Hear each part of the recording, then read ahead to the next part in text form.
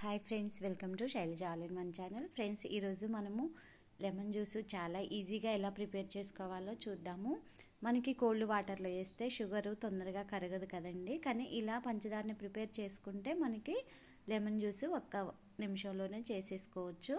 First మనం ఒక గిన్నెలోకి షుగర్ తీసుకొని ఒక హాఫ్ కేజీ కానీ కేజీ కానీ షుగర్ తీసుకొని ఇలా కొన్ని నీళ్లు పోసుకొని స్టవ్ మీద పెట్టుకొని మనము ఈ షుగర్ అంతా కరగనివ్వాలి. అంటే లైట్గా పాకం రానివ్వాలన్నమాట. మనకి మరిగేలోపు లైట్గా పాకం అనేది వచ్చేస్తుంది.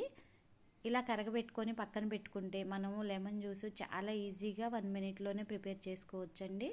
ఇలా పంచదార కరిగాక మొత్తం స్టవ్ ఆఫ్ చేసుకొని దీనిని చల్లారనివ్వాలి. దీన్ని ఫ్రిడ్జ్లో పెట్టుకుంటే చాలా రోజులు నిల్వ ఉంటుందండి. మనం ఒకేసారి 1 కేజీ షుగర్ని కనుక ఇలా కరగబెట్టేసి పెట్టుకుంటే చాలా రోజులు వస్తుంది మనకి. ఇలా కరిగాక దీనిని చల్లారి పెట్టుకొని మనం లెమన్ జ్యూస్ ప్రిపేర్ చేసుకోవచ్చు. ఈజీగా ప్రిపేర్ చేసుకోవచ్చు అండి. ఎంత కోల్డ్ వాటర్లో అయినా ఇది మన టేస్ట్కి సరిపోను షుగర్ సిరప్ వేసుకొని ఆ తర్వాత లెమన్ వేసుకుంటే సరిపోతుంది.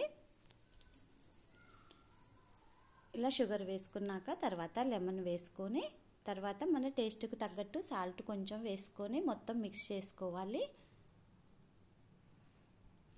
ఇంకా సబ్జా గింజలు తాగే వాళ్ళైతే అవి కూడా యాడ్ చేసుకోవచ్చండి.